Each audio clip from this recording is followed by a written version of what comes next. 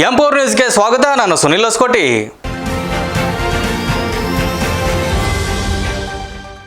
KPCC ಉಪಾಧ್ಯಕ್ಷರ ಮುರಳೀಧರ್ ಹಾಲಪ್ಪ ಅವರ ಮನೆಗೆ ನೂವಿನಕೆರೆ ಕಾಡು ಸಿದ್ದೇಶ್ವರ ಮಠದ ಶ್ರೀಗಳು ಭೇಟಿ ನೀಡಿ ರಾಜ್ಯ ರಾಜಕೀಯದಲ್ಲಿ ಹೆಚ್ಚಿನ ಸ್ಥಾನ ಸಿಗಲಿ ಎಂದು ಹಾರೈಸಿದ್ದಾರೆ. ಮುರಳೀಧರ್ ಹಾಲಪ್ಪ ಹಾಗೂ ಕಲ್ಪನಾ ಮುರಳೀಧರ್ ಹಾಲಪ್ಪ ಅವರ 40ನೇ ವಿವಾಹ ವಾರ್ಷಿಕೋತ್ಸವದ ಪ್ರಯುಕ್ತ ನಡೆದ ಪೂಜೆಯಲ್ಲಿ ಪಾಲ್ಗೊಂಡಿದ್ದ ನೂವಿನಕೆರೆ ಕಾಡು ಸಿದ್ದೇಶ್ವರ ಮಠದ ಶ್ರೀಗಳು ಮುರಳೀಧರ್ ಹಾಲಪ್ಪ ಅವರಿಗೆ ರಾಜ್ಯ ರಾಜಕೀಯದಲ್ಲಿ ಹೆಚ್ಚಿನ ಸ್ಥಾನಮಾನ ಸಿಗಲಿ ಎಂದು ಹಾರೈಸಿದ್ದಾರೆ. ಈ ವೇಳೆ ಮಾತನಾಡಿದ ನೂವಿನಕೆರೆ ಕಾಡು ಸಿದ್ದೇಶ್ವರ ಮಠದ ಶ್ರೀಗಳು ಮುರಳೀಧರ್ ಹಾಲಪ್ಪ ಅವರು ಅವರದೇ ದಾಟಿಯಲ್ಲಿ ಯುವಕರು, ಮಹಿಳೆಯರು, ರೈತರು, ಕಾರ್ಮಿಕರು ಹಾಗೂ ಜನಸಾಮಾನ್ಯರ ಸೇವೆ ಮಾಡುತ್ತಾ ಅರಿವಿನ ಜೊತೆಗೆ ಸೇವೆಯಲ್ಲಿಯೂ ತೊಡಗಿದ್ದಾರೆ. ಅವರು ಮಠದ ಹಳೆಯ ಭಕ್ತರು. ತಮ್ಮ ಮನೆಯ ಪಾದ ಪೂಜೆಗೆ ಕರೆದು ನಮ್ಮನ್ನು ಭಕ್ತಿಪೂರ್ವವಾಗಿ ಆಹ್ವಾನಿಸಿದರು. ಅವರ ಕೋರಿಕೆಯಂತೆ ಇಂದು ಅವರ ಸ್ವಗೃಹಕ್ಕೆ ಭೇಟಿ ನೀಡಿ ಪಾದ ಪೂಜೆ ಸ್ವೀಕರಿಸಿದ್ದೇನೆ ಎಂದರು. ಕೆಪಿಸಿಸಿ ಉಪಾಧ್ಯಕ್ಷರಾದ ಮುರಳೀಧರ್ ಹಾಲಪ್ಪ ಮಾತನಾಡಿ, ನೂವಿನಕೆರೆ ಮಠಕ್ಕೂ ನಮ್ಮ ಕುಟುಂಬಕ್ಕೂ ಅವಿನಾಭಾವ ಸಂಬಂಧವಿದೆ. ಮುಖ್ಯಮಂತ್ರಿ ಡಿ.ಕೆ. ಶಿವಕುಮಾರ್ ಅವರ ಸಲಹೆಯಂತೆ ನಾನು ಗುರುಗಳನ್ನು ನಮ್ಮ ಮನೆಗೆ ಪಾದ ಪೂಜೆಗೆ ಬರುವಂತೆ ಮಠಕ್ಕೆ ಹೋಗಿ ಆಹ್ವಾನಿಸಿದ್ದೆ.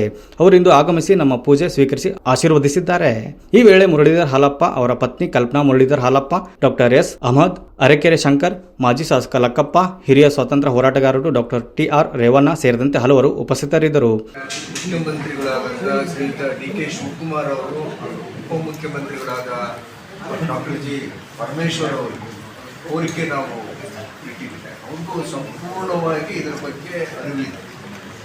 ನಮ್ಮ ಭಾಗ್ಯ ಮಾನ್ಯ ಮುಖ್ಯಮಂತ್ರಿಗಳು ತುಮಕೂರು ಜಿಲ್ಲೆಗೂ ಅವರಿಗೂ ಅವಿನಾನುಭಾವ ಸಂಬಂಧ. ಅವರ ದೇವರು, ಅವರ ಶ್ರೀಮಠ ಎರಡೂ ನಮ್ಮ ಜಿಲ್ಲಾ ವ್ಯಾಪ್ತಿಗೆ ಬರ್ತಕ್ಕಂಥದ್ದು. ಹಾಗೆಯೇ ಉಪಮುಖ್ಯಮಂತ್ರಿಗಳಾದಂಥ ಪರಮೇಶ್ವರ್ ಅವರ ಮನಸ್ಸಿನಲ್ಲಿ ಜಿಲ್ಲೆಗೆ ಏನಾದರೂ ಒಳ್ಳೆ ಸ್ಕೀಮ್ಗಳು, ಪ್ರೋಗ್ರಾಮ್ಸ್ಗಳು ತೊಗೊಂಬರಬೇಕು ಅಂತೇಳಿ ಅವ್ರಿಗೂ ಆಕಾಂಕ್ಷೆಗಳಿದ್ದಾವೆ.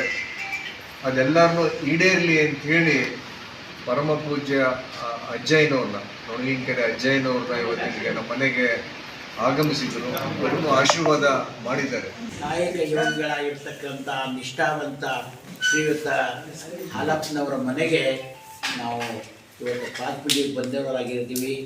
ಅವರ ಒಂದು ಪವಿತ್ರವಾಗಿರ್ತಕ್ಕಂಥ ನಿರಂತರ ಸಮಾಜ ಸೇವೆಗೆ ಅಗ್ರಗಣ್ಯ ಸ್ಥಾನದಲ್ಲಿ ಇರ್ತಕ್ಕಂಥವರಾಗಿದ್ದಾರೆ.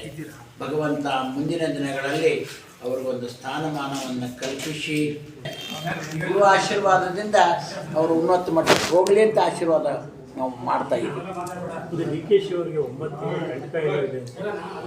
ಯಾವ ಕಂಟಕನ ಇಲ್ಲ. ಗುರು ನಗರೋರ ಅಧಿಕಂ, ಗುರುವಿನನ್ನು ಆಶೀರ್ವಾದ ಪಡೆದಂಥವರಾಗಿದ್ದಾರೆ.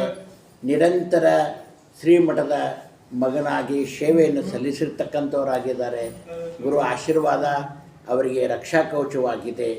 ಯಾವ ಕಂಟಕ ಬಂದರೂ ಕೂಡ ಅವರು ಜಯಶೀಲರಾಗ್ತಾರೆ. ಅದರ ಬಗ್ಗೆ ಚಿಂತೆ ಬೇಡ. News reporter Siddesh, M4 news, Tumakuru. ಇದಿಷ್ಟು ಈ ಹೊತ್ತಿನ ಸುದ್ದಿ. ನಿರಂತರ ಸುದ್ದಿಗಾಗಿ ನೋಡ್ತಾ ಇರಿ M4 ನ್ಯೂಸ್.